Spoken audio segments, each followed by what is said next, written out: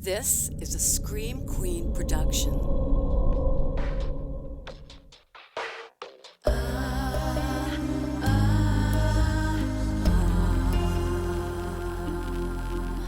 I never will forget the tragic ending met the day your last sunset. So dead, so dead, so dead, so dead. Welcome to another episode of So Dead. I am your host, Jen Carpenter. Happy True Crime Tuesday! It is time for our third annual Halloween episode. Third annual. Can you even frickin' believe it? That is bananas. So our Halloween episodes have turned into me reading your ghost stories. So listeners have sent me their ghost stories. I am going to read them to you, and then at the end, I have my own to submit. Before we get into it, though, I do want to thank today's sponsor. Who better to sponsor our Halloween episode than Wicked Clothes? Anything to do with true crime, the paranormal, cryptids, they've got a shirt for it. We're in mid-October now, so I've got to believe it's going to start getting chilly soon here, right? And I'm so excited to be able to wear my Mothman hoodie. It's comfy and it has the coolest kind of like retro neon design. I love it, and it's been too hot to wear it still in the middle of October. That one, and then my conspiracy theory tee that I got from them, I wear that one probably once a week with no jacket because it's still 80 degrees. It's super soft. It's got a great fit. Every time I wear it, someone's like, oh, hey, nice shirt. And I'm like, Wicked Clothes, my dude. Visit wickedclothes.com to check out what they've got. I'm positive that you'll find something you love. Make sure to use promo code SODEAD at checkout to save 10% on your order, or just use the link wickedclothes.com/SODEAD to have the discount applied automatically. Huge thanks to Wicked Clothes for sponsoring today's episode. All right, let's get into it. Remember way back the first year that we did the ghost stories when Deadhead Maggie sent us in a story about Stony Boy, the little ghost boy at a local YMCA camp? I was so fascinated because this was one I had never heard about. I'd never read about it anywhere. I still have not been able to find anything about Stony Boy besides stuff that has been sent in to us here at the podcast until now, because another deadhead who wished to remain anonymous also has a Stony Boy story. So I'm going to go ahead and share that one with you now. It says, I work with kids and teens at a local nonprofit. For years, we have taken the teenagers on a winter retreat weekend to get away and play. We've stayed at a variety of camps in Michigan and Indiana over the years, but one of our favorite locations is at a particular YMCA camp not far from Lansing. My coworker had been on staff at this site a few summers before and was excited to return for our retreat the first time we went in 2012. The first night of retreat is always bonkers. We arrive at dinner time, unpack all the vans, play icebreaker games, and settle in. It's a late night by the time all the students are asleep. After lights out, the adults often gather in the common space to decompress and plan for the next day. That particular night, we foolishly sat up around the fireplace until almost 2 a.m. When I finally climbed into my bunk, I was exhausted, and I fell asleep as soon as my head hit the pillow. I wasn't asleep for long when I heard my name being whispered in a panicked tone. I opened my eyes to see my coworker anxiously pacing by my bunk. She explained that she had been lying in bed and could hear the sound of water running, but hadn't heard one of the girls get out of bed. Confused and groggy, I said, "Okay, do you want me to come with you and check it out?" She answered, "No, I want you to go." I rolled my eyes, grabbed a flashlight and my stainless steel water bottle to bludgeon a paranormal thing. I don't know, guys. It was late. And I go to track down the noise. My coworker huddled behind me. We look in both shower stalls and find nothing. Following the sound of rushing water, we end up leaving the girls' dorm and end up in the hallway that connects to the common space. The water sound is so loud now. It sounds like gallons and gallons of water pouring onto a concrete floor. We find ourselves standing outside a locked utility closet. I look under the door with a flashlight to see if I can see water running onto the floor, but I don't see anything. My coworker is visibly relieved and shrugs her shoulders to go back to bed. Meanwhile, I, who had suffered 3 miserable basement floods in my own home, was wondering if we should call the emergency maintenance line. I try to rationalize what could sound like water pouring all over the floor. A sump pump cistern, maybe, a hot water heater filling. I laid awake in my bunk, listening to water pouring on concrete for well over an hour. None of it made sense, and when I did finally drift off to sleep, it was with the full expectation that we would wake up to a flooded cabin. Of course, the next morning everything was fine, and we didn't hear that sound again for the duration of the weekend. For years, we shared this story with lots of laughter and drama. My coworker dubbed it the lake monster story because the next morning, when recounting the story, one of the students asked what she was afraid of, and she responded, "I don't know, a lake monster?" She told me later she was really worried it was the girl from The Grudge. Fast forward to October 2019. I was at my desk listening to So Dead, episode 41, Ghosted, only to hear other people writing about an eerily similar experience at the same location and a local legend about a drowned boy, Stony Boy. The experience put shivers down my spine, and I immediately shared it with my former coworker. We both agreed it was odd, but she's a skeptic in the light of day and didn't think it added to our experience. When we decided to return to this same camp for this year's winter retreat, I made a very conscious decision to keep the podcast to myself. Nobody needed to go into the weekend spooked, and while all of the adult staff had heard the lake monster story before, nobody took it to heart. What followed was a 48-hour whirlwind of chaos. A building full of teens is always fun and chaotic, but this year was especially intense.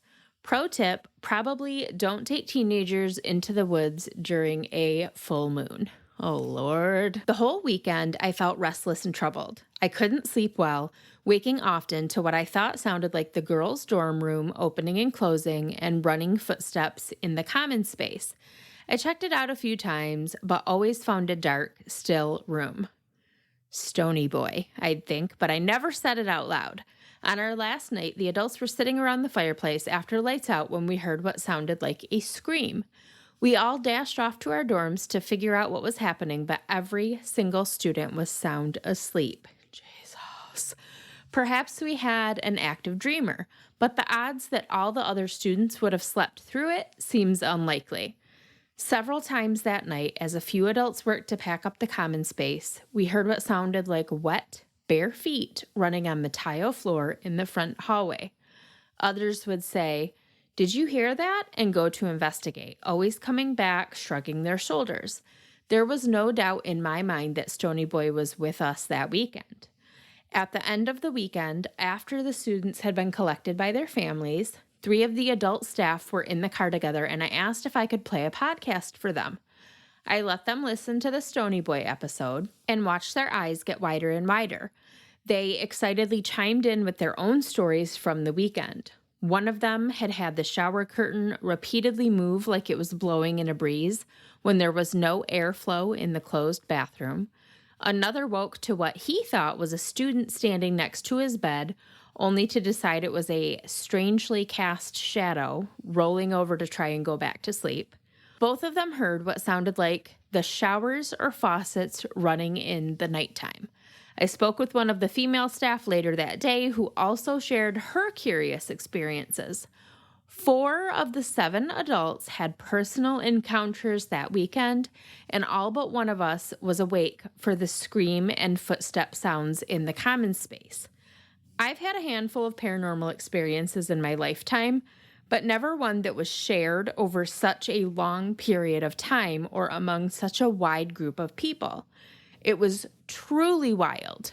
Oh, and after too many hours talking about him, we decided that Stony Boy deserved a proper name. Failing at finding any real details about the alleged camp director's son, we chose the most popular name of the era and now refer to him in our circle as George. Thanks for letting us share our haunting with the Deadheads. Wow. I can't. This is so crazy to me. I want to know everything. If you have a Stony Boy experience, if you've heard about Stony Boy experiences at this particular YMCA camp, like, I want to hear them all. I am so fascinated by this one. So thank you so much for sending that story in, and I definitely want more Stony Boy content from anyone that may have some. This next ghost story comes from Deadhead Melissa. It says, I live next to a 1700s, 1800s cemetery in Smithville, New Jersey. No, thank you. Which is right on the Atlantic Ocean and was used to bury many shipwrecked people. Side note, this is the same area that the Jersey Devil and his mama Leeds, who I am actually distantly related to, are from. I have stories about the Jersey Devil too. Back to my encounter. I was lying in bed playing on my phone. I felt the energy shift. My son, 6 at the time, was sleeping on the floor next to me, so I stayed in bed and quiet. A few minutes later, I feel pressure on the foot of the bed. Then this fucker crawled up me, put a hand on each side of my head. I could feel the indentations on my pillow. Then he ripped the pillow down under my head, so the pillow went from just under my head to down under my shoulders. Again, my son is asleep on the floor, and I didn't want to scare him, so I couldn't scream or move. I was shaking. I am an empath and have protection abilities, so there I laid, ghost hands still on either side of my head, whispering, "Only love and light can touch me. Only love and light can touch me," for what felt like an eternity but was probably about 3 minutes. I'm getting the heebie-jeebies just typing this out. He, I know it was a male, crawled back down off the bed, but he didn't leave the room. I did not sleep that night at all. I can still feel the pillow being pulled down. The very next day, we called a friend of a friend who is a medium. We knew that there was an entity in our house. We had seen shadows, felt like we were being watched, etc. from the first week we moved in, but this was the only physical interaction. The medium came to visit 2 days later. She picked up a man, German descent, in his early 20s, 1880s to 1890s, died by being crushed. Most days I wear my hair pulled up pretty tight, but the day the medium came, it was down. She said, and I felt, that I reminded him of his wife. She got that he died in a crushing accident. We did a house blessing and helped him move on. I can give details on that if you want, but it's a lot to type. The medium also picked up on a child that was attached to me, again, something I had felt. She said it was a baby I had lost and he needed a name. When the ritual was over, a doe walked into my backyard. We saw 3 the whole 2 years we lived there. The deer stopped on my hill, looked directly into my sliding door, bowed her head, and moved on. I took some time and decided to name the child's spirit Alexander. Once I said his name, I felt him move on. The next year, my cousin lived 1,500 miles away, did not know anything about any of this stuff. She had a son, and she named him Alexander. I did do some research, and there was an accident that killed several men by crushing. I don't remember the exact details, but I could find the info again if you wanted. Oh, we want. So there is my sexual encounter with a ghost. It's so crazy. Oh, that's crazy. Thank you so much, though, for sending that in, Melissa.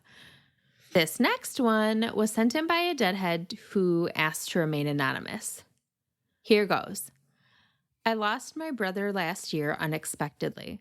My wedding anniversary was about 3 months after his passing, and I was really struggling with the grief. So, my husband planned a weekend trip to one of our favorite places to get me away from all the sadness for a few days. We went to Gatlinburg, Tennessee, to a beautiful place in the mountains and took in the sights, watched for bears in the national forest, and decided on a whim to do a haunted Gatlinburg tour. We had never done one before, but have been wanting to, so I was really excited. There is so much history in Gatlinburg. I have never been a big believer in contact from the other side, but I'm always happy to keep an open mind. The tour guide handed out some various gadgets to use along the tour to determine if we were in the presence of spirits, and the group traded off throughout the tour, laughing and joking along the way. I was more concerned with running into bears, we were told, come down out of the mountains at night, than I was about encountering spirits. That sounds like me back out on our Demented Mitten tours. But I kept my eyes peeled for any movement, living or otherwise. We learned a few stories about the founding of the town, but many of those told centered around the fires that tore through in 2016, destroying much of the surrounding area. The tour ended at an old church in the middle of downtown Gatlinburg. It has beautiful ornate doors and a pretty gable that faces the town. We were told the story about how the church survived the fires and was used as a shelter, and about those that didn't make it to the church in time. Right about that time, a woman in our group had a device that plays music when in the presence of spirits. I forget the name of it. And when she walked near me a couple times, it would play. She and my husband joked that I was haunted. We all laughed and then moved on. Another person in the group had an ovilus. He walked by me and it started repeating 2 words over and over. It would say sister, and then it would say my sister-in-law's name, my brother's wife. It just kept repeating sister and her name over and over. I heard him say it and looked at my husband, who then looked at the guy holding the device. The guy then asked the tour guide what was wrong with the device because it just kept repeating those 2 words, sister and his wife's name, over and over. We couldn't stay to see how long it kept saying it because I couldn't hold it together any longer. I cried all the way back to the cabin. I don't know if that was my brother or not, but it was definitely the closest and most emotional paranormal experience I've ever had. That one makes me so sad. I mean, and it definitely sounds like it was her brother. So an ovilus, I think we've talked about this before, but an ovilus is a device where spirits are supposed to be able to it's like a speak and spell for ghosts. So they're supposed to be able to pick words out of the dictionary in the device and communicate them to you. It's a lot easier than them having to work up the energy to audibly project words. They can just kind of pick them out of this dictionary and say them to you. And so that sounds like that's what happened. That's a really sweet one, though. This one is from Deadhead Tammy Austin, who has had so many paranormal encounters. Girl, you okay? No, I know she is. And I'm so glad that she sends these to us because she's always got the craziest stories. This one is about the most haunted place she's ever visited. She says, my grandparents' farmhouse. It was built around 1855. They lived a ways out from town. So when someone passed away, they would take the doors off the hinges of what we call the back bedroom and would lay the body on it. Fast forward to the early 80s when my sister and I would sleep in that room during sleepovers. Woo boy, nothing like the pungent smell of fresh lilacs in the middle of a cold winter's night. Or going to the bathroom, which was just off that room. It was added much later. I'm not sure what year. They took space from the kitchen to add it. Anyways, nothing like the feeling of someone watching you pee in the middle of the night. Or seeing a black figure in the doorframe while you were in the bathroom and then running like the devil himself was chasing you out into the family room for your parents to put you straight back in said bed inside the creepy room just next to the bathroom. My sister and I both swear there was an older, totally terrifying woman who would look down on us from the attic window. I just recently found out that my sister could see her too. I was up in the attic once. It was like the attic in the Goonies. Treasure everywhere. Oh my God, I want that so bad. I have moved into 2 houses that were built in the 1920s, hoping that the attics were full of treasure, and they were just full of dust and spiders, and that is very uncool. Anyway, treasure everywhere. The stuff they saved, wowzers. Anyways, I heard someone in the living room beneath me and thought they were coming upstairs. When I called down, no one answered, and when I went to go look, no one was on the stairs or in that room. They were all in the kitchen and family room. No one had been walking up to go investigating with me that I could see. Yikes. All right, so this one is from my friend Roxanne Rhodes, author of Haunted Flint. A version of this story actually appears in her book, Haunted Flint. It says, I inherited my home from my grandmother. My grandfather built the house but passed away before it was completed. My mother and father finished the construction so my grandmother could move in. I've lived in the home with all its ghosts since I was 18. The main area of activity is what was once my grandmother's bedroom, though I never remember her actually sleeping in that room. Whenever I stayed with her, she would sleep in the living room. She seemed to avoid that room. The door was always shut and no one ever went in there. When I first moved into that house, that room became the nursery because it was the closest bedroom to the master suite. First, it was my oldest son's room. Back then, I never knew he had any issues with it. Now that he's an adult, he has told me about his scary experiences, how he would listen to footsteps in the night, lying awake, terrified, until he finally fell asleep exhausted, hiding under the blankets. I swear he grew up to have fear-induced narcolepsy because now he tends to fall asleep during horror movies. When my daughter was born, it became her room. Had I known my son's problems with the room, I might not have put my baby girl in there. She never slept well in that room. She constantly fussed and cried and wanted out of her crib, though sometimes the fussing wasn't her. I would hear strange noises and crying through the baby monitor only to walk in and find her asleep. No, thank you. One night when she was a toddler, my husband heard a strange noise after putting her to bed. He walked into the room and found all the drawers on the dresser open, yet our daughter was in her bed, sound asleep. No, no, no. There was no way she could have opened all the drawers, then crawled back in bed before he opened her drawer. Plus, she was still so small she wouldn't have even been able to reach the top drawer. Throughout the years, she would wake up every night and want out of that room. Once she was big enough to have a toddler bed, she would leave her room and crawl in bed with me, or go to her big brother and crawl in bed with him. Once we moved her to another room, she slept in her own bed just fine. My youngest, he absolutely refused to have anything to do with that room, ever. His toddler bed stayed in my room until the oldest moved out and the kid could have his own room that was not the nursery. That room has a tendency to creep most of the family out. Whenever one of us is home alone, the door gets closed. Now that room is my husband's office and man cave. More than once, I've been home alone and the television in there turned on all by itself. The house would be completely quiet, then all of a sudden, voices. Terror gripped me until I realized it was coming from a TV. Then another jolt of fear ran through me as I realized it was coming from that room, and that there was no explanation for the TV to be coming on by itself. The door was closed, there were no cats in that room, which meant no pause to step on the remote and accidentally turn it on, which they have done in the living room a few times. My husband has had several unexplained encounters in there. Many times he has seen a dark figure walk through the room and stand by the window as if looking out, searching.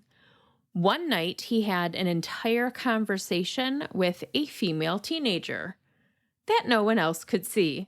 It could have been the Valium he was on, but the story spooked me because she was around the same age as our daughter, and having a female teen ghost fit with the fact that several times I had heard a female sneeze and a young woman's voice, even though I was all alone in the house.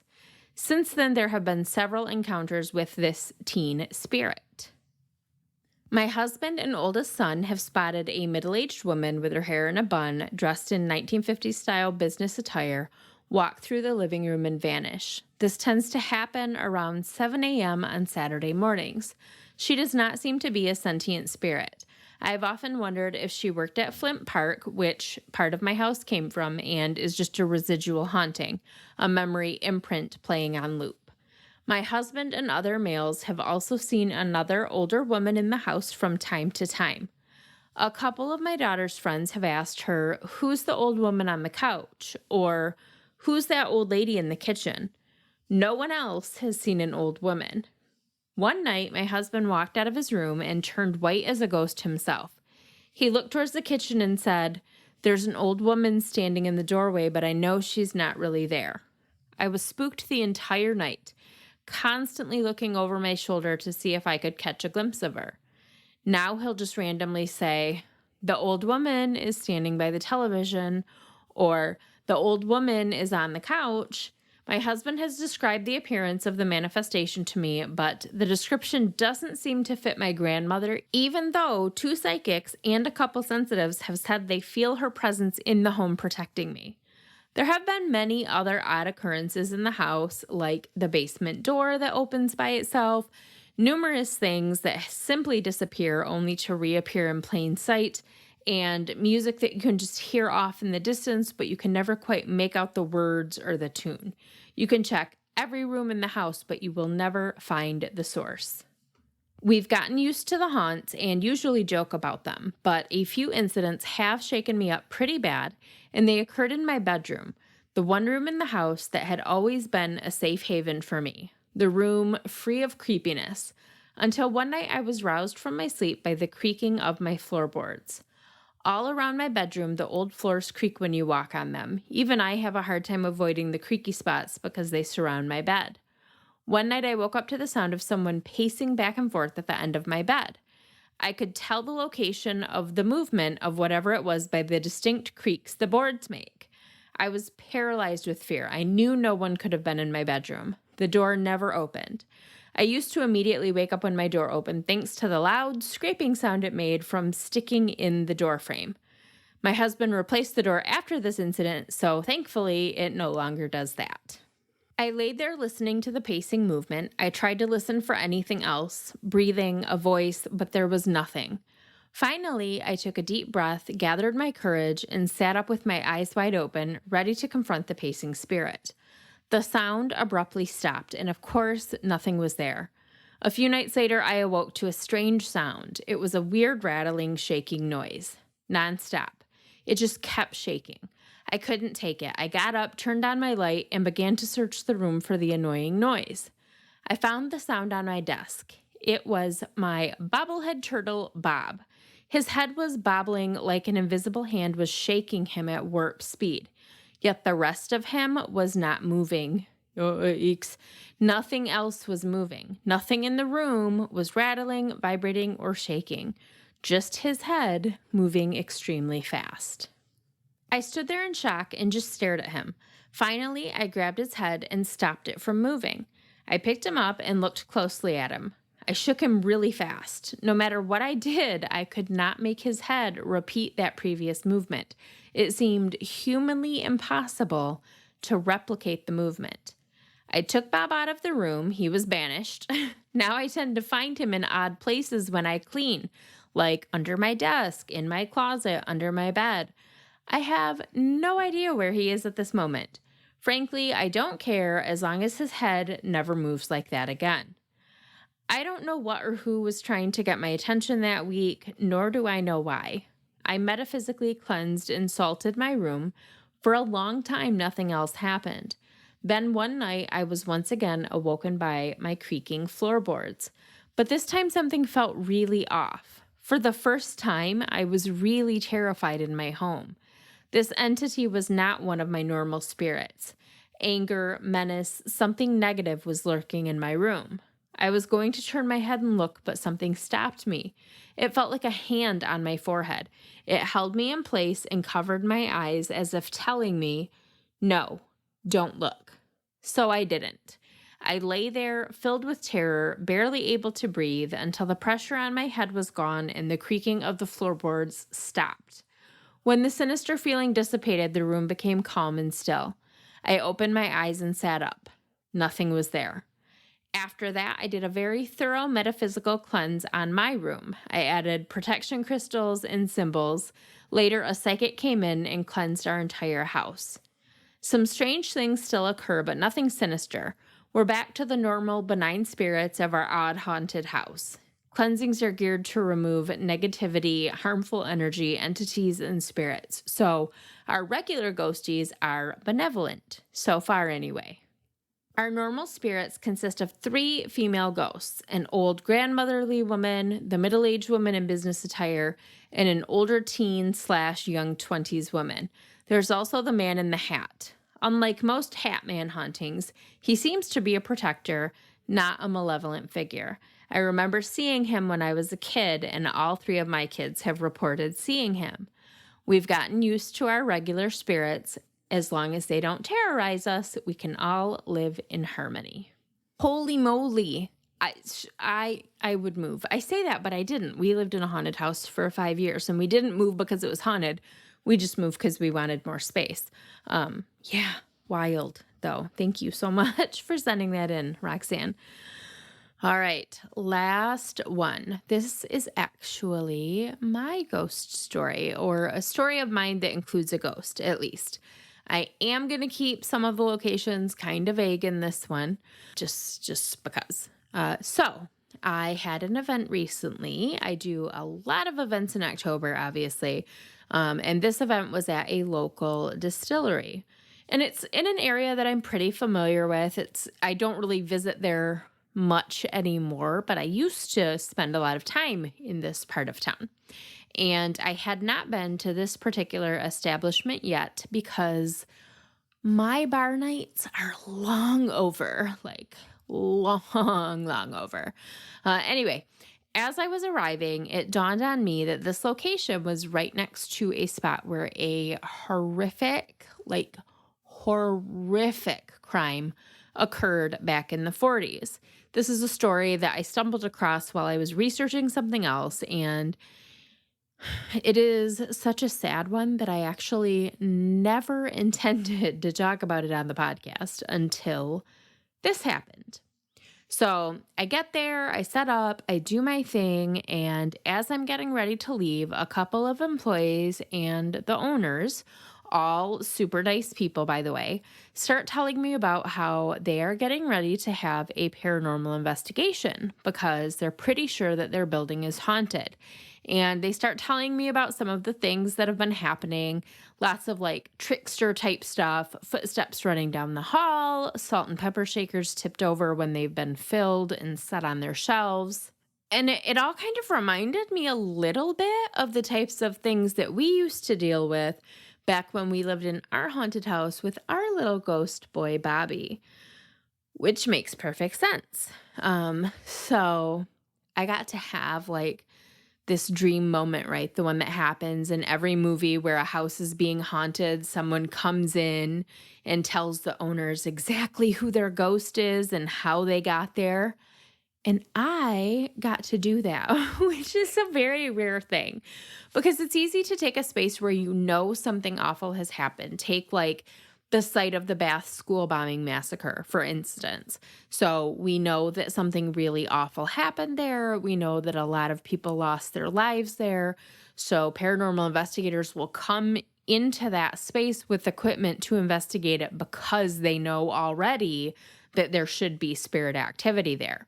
When it happens the other way around, when it's a house that is haunted, like, for example, the one that my family lived in from 2012 to 2017, when it starts with the haunting and then you start bringing people in to investigate and they verify that, yes, there are absolutely spirits here, and then you do the historical research to try to find out why, this is where we separate from the Hollywood versions because it's very common to not find anything. We never found anything. We have no idea why that house that we lived in was so haunted. So for this story to start with a haunting, they knew nothing about the history of the building. They just knew that they thought they had a little ghost boy. And then for me to be able to come in and say, yes, you do have a little ghost boy. Here's his name. Here's a picture of him. Let me tell you what happened. Like, oh, I felt like I was like the little lady in the poltergeist for a minute. This house is clear. Just kidding. I actually just watched that with my kids a couple weeks ago.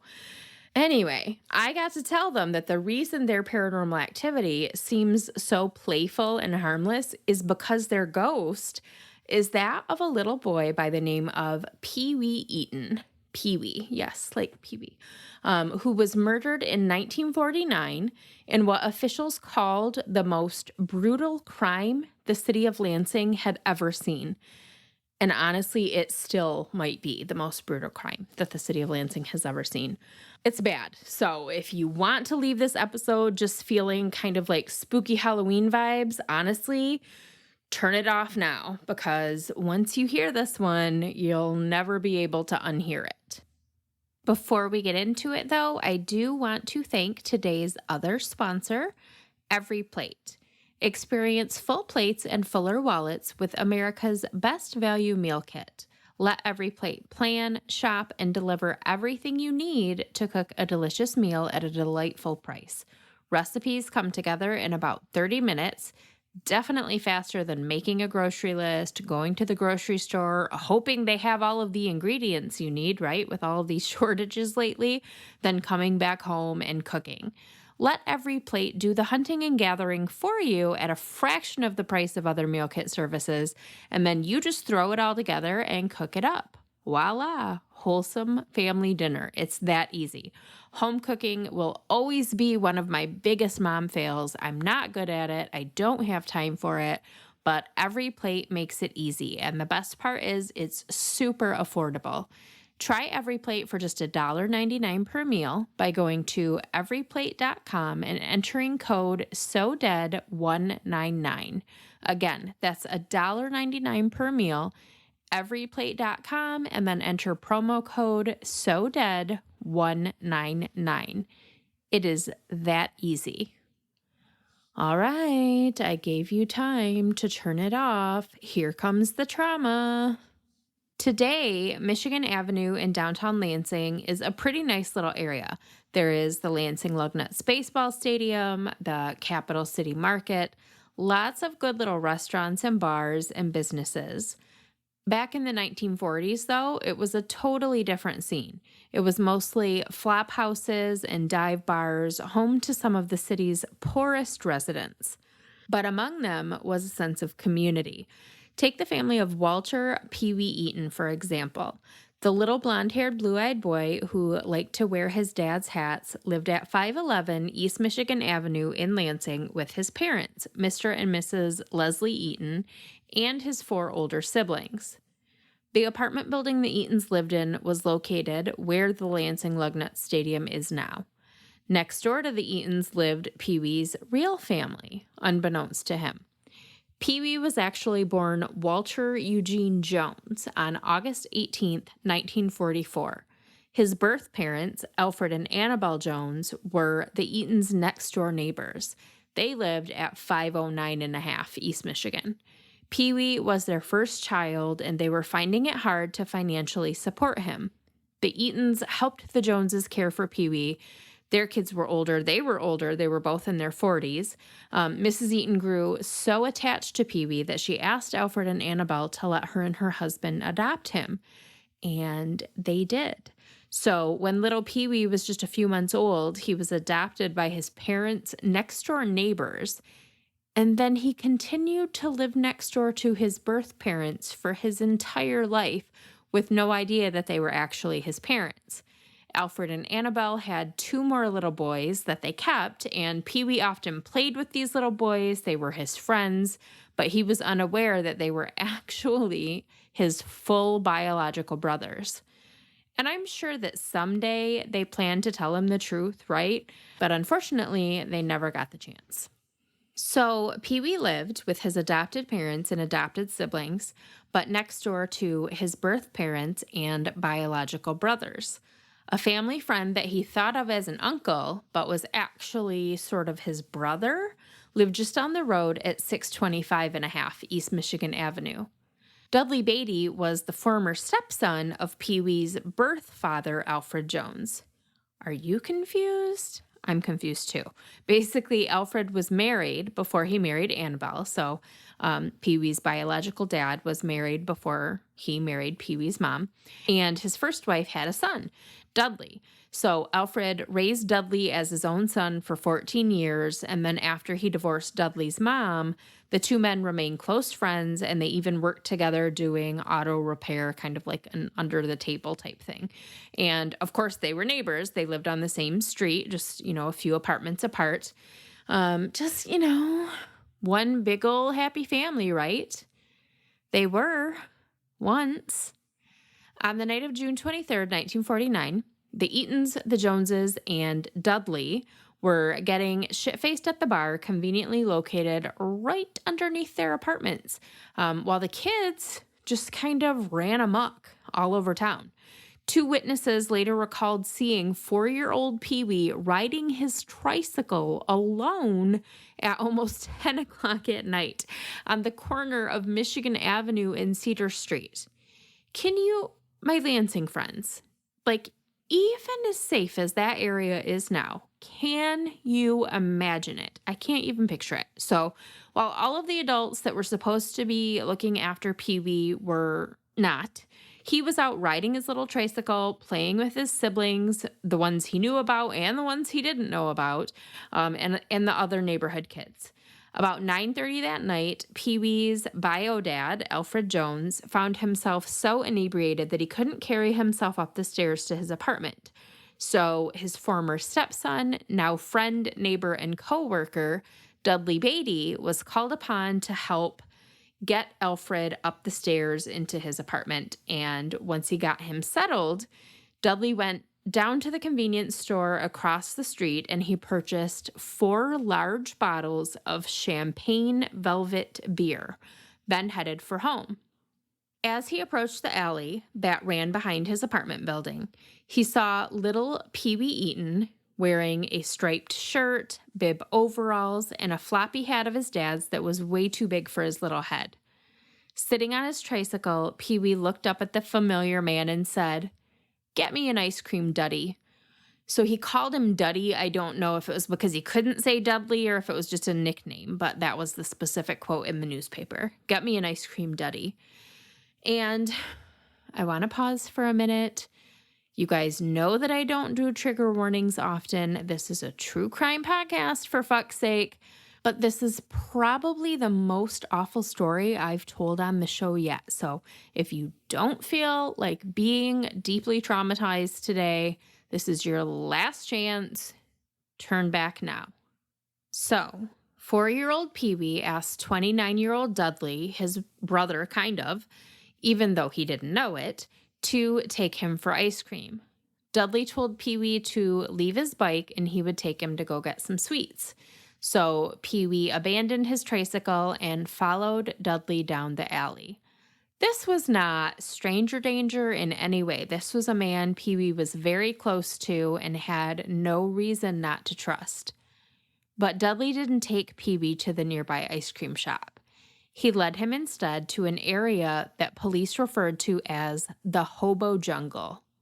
Today, we would just call it a homeless encampment, but this was 1949 and the police did not give a fuck. It was a stockyard located kind of where the Lansing Lugnuts outfield is today, with towers of barrels, abandoned train cars, and lots of overgrown bushes and trees. According to Dudley, he took Pee Wee to the Hobo Jungle instead of the ice cream store because he'd been overcome by a sick urge. Once they were in the stockyard, Dudley began to molest Pee Wee. When Pee Wee screamed for help, Dudley took one of those big champagne velvet beer bottles he'd just purchased, and he bashed Pee Wee over the head with it with such force that the bottle broke and Pee Wee fell to the ground unconscious. Still holding the skinny end of the bottle, Dudley used the jagged edge to slash Pee Wee's throat. He then stashed Pee Wee's tiny body among the stacks of barrels, picked up his 3 remaining bottles of beer, and ran home to his apartment at 625 and a half East Michigan Avenue, covered in blood. He stashed his bloody clothes in his closet, took a shower, and downed those 3 beers as he tried to put what he'd done out of his mind. He was passed out by the time police came knocking a few hours later. About the same time Pee-wee was being savagely murdered was when his family realized he was missing. By 10:30, all of the other kids had wound up somehow wherever they were supposed to be, but Pee-wee was nowhere to be found. So his parents went to look for him, and the first thing they found was his little tricycle abandoned in the alley.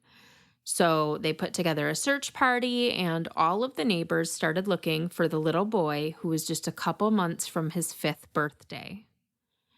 Just after midnight, 2 members of the search party were walking through the stockyard when they saw Pee-wee's oversized floppy hat in the dirt. And then his little overalls crumpled into a pile, and then a massive pool of blood. And finally, Pee-wee's tiny, mangled body stuffed between the storage barrels. The city of Lansing was shook, as they should be. Police were certain right from the start that someone in the neighborhood was responsible. They knocked on every door, including Dudley Beatty's, asking questions. They searched every flop house and abandoned building. They called it the most violent crime the city had ever seen and launched the largest search/investigation in LPD history. Mothers stopped letting their children play outside unattended. Probably a fucking good thing. A curfew was instituted. Pee-wee's parents, both sets, were devastated. And who was right there with them, crying over this senseless loss, raging over how someone could do something like that to a little boy? Their good friend Dudley Beatty, of course. He was a father of 4 himself. Like, sure, the state had taken his children away from him because he was an unfit father, but potatoes, right? His show of support only lasted a few days, though, because the day of Pee-wee's funeral, June 27th, 1949, instead of attending the service with the rest of his friends and neighbors, he went to the police station, and he told the first officer he saw, "I want to give myself up for killing that kid. I can't stand it any longer." He gave a full confession to the stunned detective, and when he finished, he wept and said, "You ought to do the same thing to me that I did to him." But Michigan was neither an eye for an eye nor a death penalty state at the time. So when Dudley Beatty pled guilty to first-degree murder, he was simply sentenced to life without the possibility of parole at Jackson State Prison. The most recent article I found on Dudley Beatty was from 2006. It was a report on rising prison costs. He was 86 years old at the time, which made him the oldest prisoner at the Lakeland Correctional Facility in Coldwater. And this is what the article said about him. This is 2006. It says, "Convicted of murder in 1949, the World War II veteran once was a dangerous man, but now I have heart trouble, high blood pressure. I'm taking medicine for that all the time. Every few years, he asks the parole board to let him go, but he always gets the same answer. They send me these Dear John letters," he said. "They're not interested in my case." Fuck you. Like, seriously, so hard. The article says absolutely nothing about the heinousness of the crime that he committed. It just portrays him as this old guy with health problems that won't be released from prison. Are you kidding me? It's killing me. It just kills me. Anyway, if he were alive today, he'd be 101 years old. So hopefully he's like in a cheap ass, unmarked grave somewhere with worms for eyeballs. But I really don't know. I couldn't find anything beyond that 2006 article. So, yeah, I've just been like sitting on this story for a few years because I found it and I read all about it and I was horrified. And I was just kind of like, this is too awful to talk about. But then when I found out that this business that is located right on the alley where little Pee Wee Eaton's tricycle was abandoned, where he was kind of ripped from his life and taken to this horrible place and met his horrible fate. And the building right near where that started is haunted by the ghost of a little boy. I couldn't keep this one a secret anymore. So that is my ghost story submission for this year. Thank you for coming to my Dead Talk, and thank you to everyone who submitted a story for this year's Halloween episode. We'll do it again next year. Couple quick things. There is a Halloween event in Rio Town this year that Dead Time Stories is going to be a part of. Kind of lots of different things going on throughout the day. On October 30th, there will be an artisan market hosted by Vintage Junkies that'll be in the parking lot of the Cadillac Room. So kind of that big parking lot between the two sets of buildings right across the street from my shop. The Artist's Umbrella will be there doing performances. Lots of restaurants and shops will have, trick-or-treating available, maybe some extended hours. We're going to be open late. We're going to be open until 9 that night. This is October 30th, Saturday, because Halloween's on a Sunday this year. And then at Dead Time Stories from 12 to 3, we're going to have some local authors come in. Horror, paranormal, true crime. We're going to have some authors on hand selling and signing copies of their books. We're going to have candy for the kids to pass out. No, I said that wrong. The kids don't have to pass out the candy. We're going to pass out the candy to the kids. And then we're staying open late. We'll be open till 9 on the 30th. So come and see us, please. Oh, yeah. So, top of the town. If you're in the Lansing area, you're familiar with the local newspaper, the City Pulse. Every year they do this top of the town competition. Voting is going on right now, final round. The top 5 in each category are in the final round. And we've made it into a few categories. So, we actually made it into like 12 categories this year. So, I'm just going to tell you a few of them though. So, under the best whatever category for best local podcast, please go vote for So Dead. On that note, under the best people category for best realtor, you will find our girl Danny. So make sure you vote for her as well. Under the best services, you will find Erica Joe Photography for best photographer. That is my good friend and the photographer that did the pictures for both Haunted Lansing and the Serial Killer Chronicles. Under best whatever for best local event/festival is the Festival of Oddities, as well as under best local art festival. I had to mess up a word somewhere today, right? Festival is also Festival of Oddities is up for that. Under best shopping for best local bookstore, of course, Dead Time Stories is in the running this year. And then for best local gift shop, the Screamatorium is in the running. Best haunted attraction, Demented Mitten Tours is up for. I'm leaving some out, but I'm leaving them out intentionally because it would just be annoying to say them all. Under best whatever for best business with a pet, Karen and Georgia, my little budgies, my little birdies at Dead Time Stories got nominated. They're up against a couple dogs and a kitten and a couple of really adorable giant tortoises. So, they're a long shot, but we can do it, right? Like we can do it. And then best services, again, most trustworthy business, Dead Time Stories got nominated, which is kind of awesome to me because I love that people see us as trustworthy. We're trying. We're still the new kids on the block, but we're trying. So if you've got time, citypulse.com, top of the town is kind of right there at the top of the page. Voting doesn't go on for too terribly long. I'm not sure exactly when it ends, but if you're hearing this episode, it's probably pretty close to the end of the voting. So get on there and get voting if you have a few minutes. I would super appreciate it. Liquid cheese. We're going to make this episode over an hour today. So for today's liquid cheese, let's do horror movies, right? It's Halloween time. We're all watching scary movies. Have you ever gone through a situation or just kind of found yourself in a predicament that was reminiscent of like a scene from a horror movie or the start of a scary movie. I've probably got more than one, but the one that comes to mind is when I was in my very first apartment of my own. So, long story short, as you all know, I was a teen mom. I moved out for the first time with my little 3-month-old baby and his dad. That didn't go well. So within a few months, I was back home with my parents, and I was working full time, and I was saving up to get my own apartment with my little babe.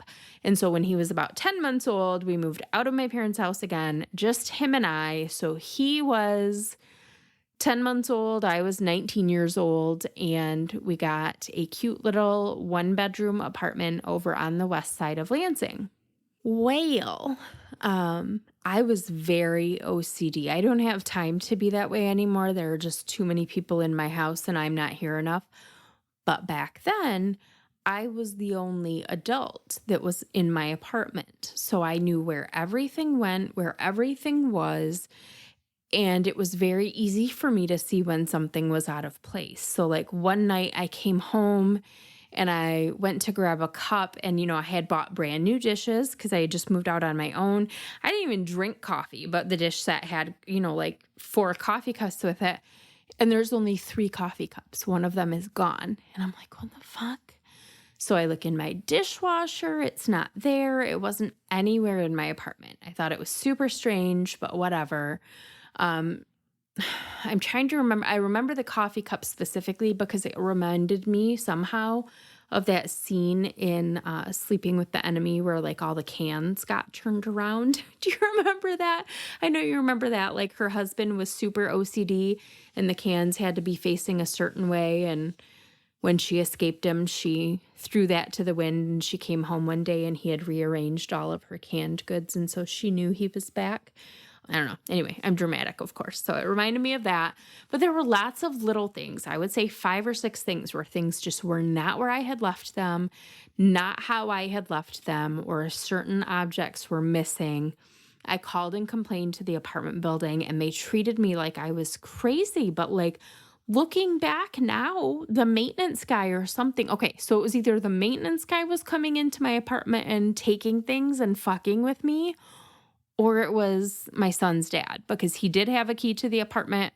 I was working nights, so like I would drop our son off and then he would pick him up and take him back to my house my apartment to put him to bed. And I asked him every time, like, did you touch this? Did you move this? And he would always say no, but he could have been messing with me in retrospect. It sounds like something he would do. But at the time, I was super freaked out, and the apartment building just kind of blew it off, but then it stopped. So after I complained to the apartment building, it stopped happening. We lived there for about a year, and after I complained, it never happened again. So maybe it was the maintenance guy. I don't know. What do you guys think? Yeah, so liquid cheese for this week. I'm going to put it in the Facebook group, the So Dead podcast discussion group. Tell me about a moment in your life that felt like a scene from a horror movie. Mine was the missing coffee cup, reminiscent of Sleeping with the Enemy. That's it. We will be back in just a couple of weeks with another new episode. Just a reminder, just a heads up that we are almost at the end of season 3. There's only 2 episodes left. There's 2 episodes in November, and then we're out of here for the holidays, just like every year, and we'll be back in February for the start of season 4. Is that wild? That is wild. See you in a couple weeks. Until then, keep shining, you magnificent what the fucks.